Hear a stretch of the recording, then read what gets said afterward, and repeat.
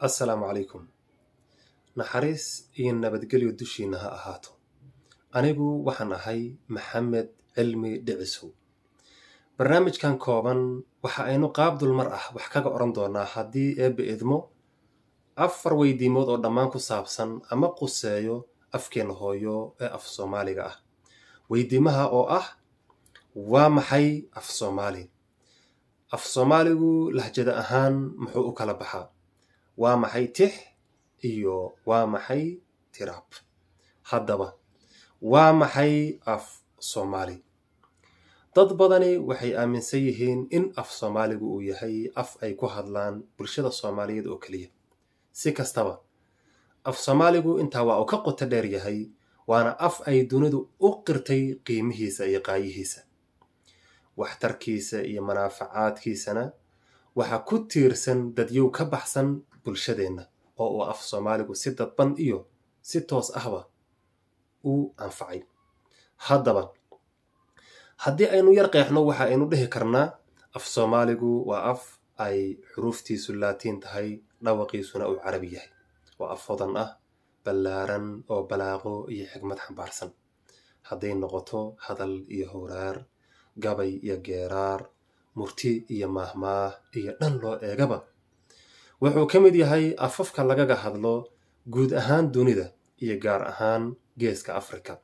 Waxaana la qoray fartiisa 1972. Haddaba af Soomaaligu waa qalin, af Soomaaligu waa qoraal, af Soomaaligu waa dhigaal, af Soomaaligu waa wasiilo, af Soomaaligu waa xiriir oo wuxuu kugu xirayaa bulshada qaybaheeda kala duwan.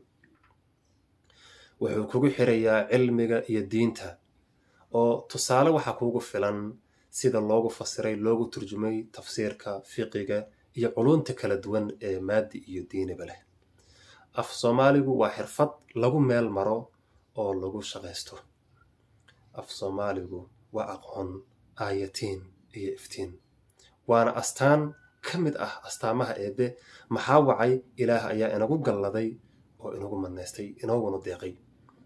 Haddaba waa maxay qaybaha af Soomaaligu?